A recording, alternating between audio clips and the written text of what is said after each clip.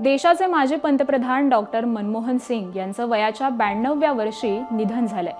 प्रकृती अस्ताव्यस्तमुळे त्यांना दिल्लीतल्या एम्स रुग्णालयात दाखल करण्यात आलं होतं। उपचारादरम्यान त्यांची प्राणज्योत मालवली आहे। त्यांच्या निधनामुळे अवघ्या देशावर शोककळा पसरली। दरम्यान त्यांचं पार्थिव एम्स रुग्णालयातून दिल्लीतील त्यांच्या निवासस्थानी देखील आता नेण्यात आलंय। मनमोहन सिंग 33 वर्ष खासदार होते। 2004 ते 2014 असं 10 वर्ष ते देशाचे पंतप्रधान होते। तसंच 1998 ते 2004 या काळात ते राज्यसभेचे विरोधी पक्षनेते देखील होते। 1991 ते 1996 पर्यंत भारताचे मनमोहन सिंग हे अर्थमंत्री होते। पी.व्ही. नरसिंह राव यांच्या सरकारमध्ये अर्थमंत्री असताना त्यांनी देशात आर्थिक सुधारणांना सुरुवात केली होती। मनमोहन सिंग यांच्या आर्थिक सुधारणा हा भारतीय अर्थव्यवस्थेचा पाया मानला जातो। मनमोहन सिंग यांची भारतातीलच नव्हे तर जगातील प्रसिद्ध अर्थतज्ञांमध्ये गणना केली जाते। लोकसभा निवडणूक न जिंकता दोनदा देशाचे पंतप्रधान होणारे ते पहिले आणि एकमेव राजकारणी आहेत। तर आज भारताने अर्थव्यवस्थेचा हा सरदार गमावलेला आहे। 1991 मध्ये ते वाणिज्य मंत्री होते। अर्थ मंत्रालय सचिव आणि मुख्य आर्थिक सल्लागार म्हणून देखील त्यांनी काम पाहिलं। 1991 ते 1996 मध्ये ते देशाचे अर्थमंत्री होते। अर्थमंत्री पदाच्या कार्यकाळात भारतीय अर्थव्यवस्थेत त्यांनी अमूलाग्र बदल घडवले। मंदीच्या काळात अर्थव्यवस्थेला सावरण्यात त्यांची मोलाची भूमिका आहे। अर्थव्यवस्थेचं उदारीकरण करण्याचा एक धाडसी निर्णय त्यांनी घेतला।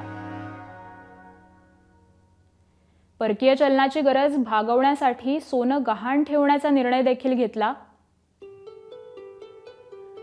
भारतीय बाजारपेठेच्या विस्तारीकरणाला देखील त्यांनी बळ दिलं।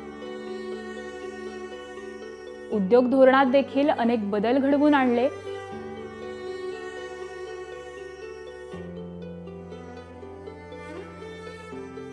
माजी पंतप्रधान मनमोहन सिंग यांच्या कार्यकाळात नेमके कोणते मोठे निर्णय झाले तेही पाहूया।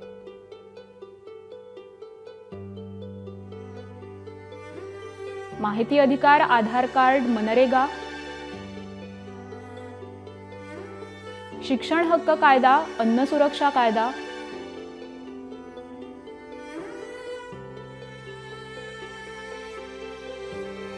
यानंतर मोदींनी काय ट्विट केलंय तेही पाहूयात।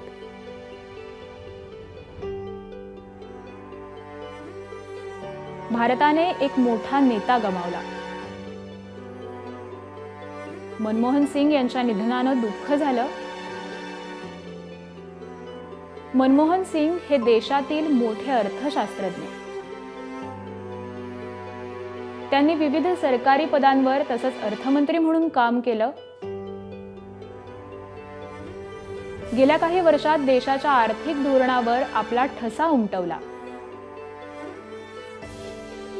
पंतप्रधान या नात्यानं देशातील नागरिकांचं जीवन सुधारण्यासाठी व्यापक प्रयत्न केले।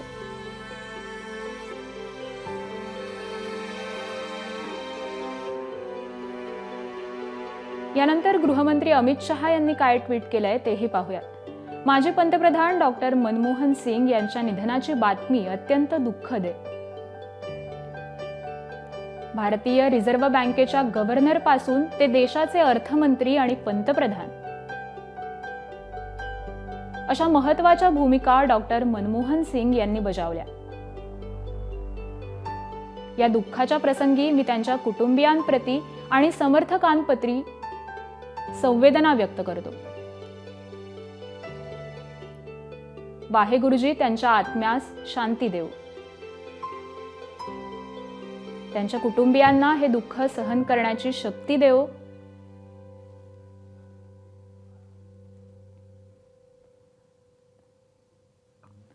यानंतर महाराष्ट्राचे मुख्यमंत्री देवेंद्र फडणवीस यांनी देखील ट्विट करून श्रद्धांजली वाहिली।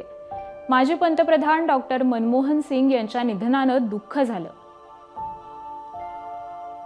देशाने एक महान अभ्यासक, अर्थतज्ञ आणि राजकारणी गमावला। 10 वर्ष पंतप्रधान म्हणून त्यांनी देशाची सेवा केली। देशाच्या आर्थिक सुधारणांमधील त्यांचं योगदान कायम स्मरणात राहील.